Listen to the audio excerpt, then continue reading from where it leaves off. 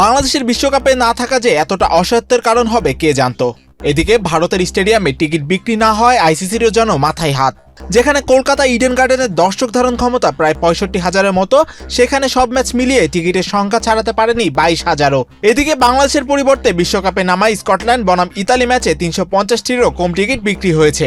Scotland আর West ইন্ডিজের ম্যাচে বিক্রি হয়েছে হাতে গোনা 3,000-এর মতো টিকিট। আলোচিত স্কটল্যান্ড কিংবা ইংল্যান্ডের ম্যাচে বিক্রির সংখ্যা এখন পর্যন্ত মোটে সেই 3,000-ই। Gold's Gym across 30+ countries.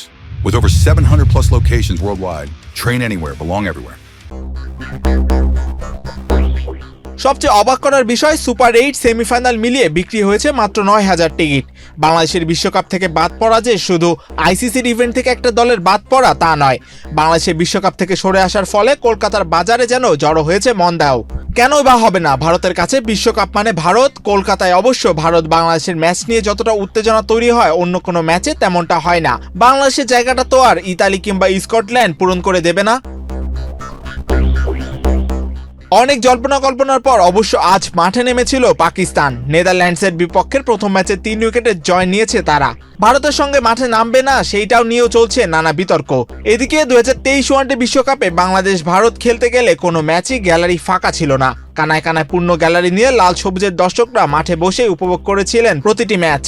এদিকে বিশ্বকাপ বর্জনের প্রেক্ষাপটে বিসিবি সভাপতি আমিনুল ইসলাম বুলবুল তখনই বলেছিলেন, বাংলাদেশ না খেললে ক্ষতিটা হবে আইসিসিরই, কারণ তারা প্রায় 20 কোটি দর্শক হারাবে। বর্তমান টিকিট বিক্রির এই মন্দা যেন সেই বক্তব্যকে বারবার প্রমাণ করছে। এম মাহিউজ্জামান, বাংলাদেশ প্রতিদিন।